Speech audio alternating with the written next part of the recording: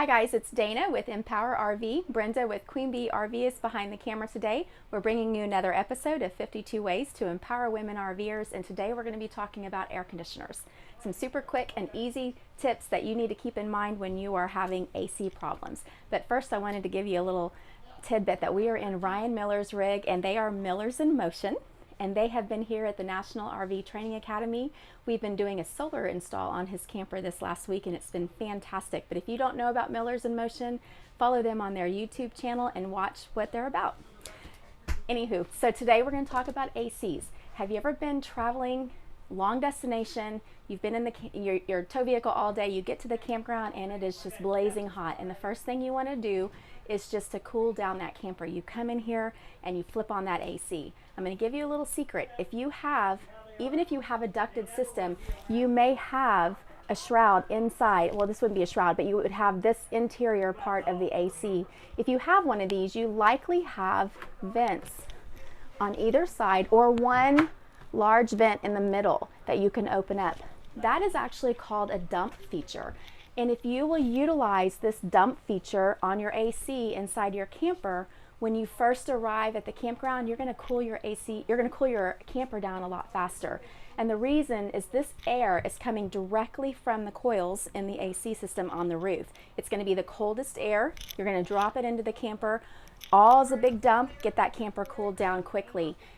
Otherwise, you're sending that air through the ducted system, and as it's going through the ducts, it's warming up. So once you get that temperature in the camper cooled down, you're going to go back, close these dump features on your AC, and now you're sending that cooled air through your ducted system, and it'll keep your camper cool the traditional way.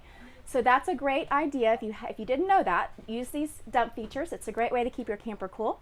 Now we're going to talk about a couple of best practices. You want to make sure these return air vents, this is the return air vent, you want to make sure that those filters are always clean. I probably clean mine once every camping event. I have a little tiny camper, but man, those filters get clogged up, especially if you have pets. If you're in a real dusty area like maybe Arizona or something like that, you're going to get a lot of dust, and clean out those filters because airflow is king with an AC. You want good airflow to keep that AC working properly. So clean out your filters. Make sure you are not using your vents as temperature control. You want to keep those vents open in all areas of the camper. Do not close off those vents to help control the temperature.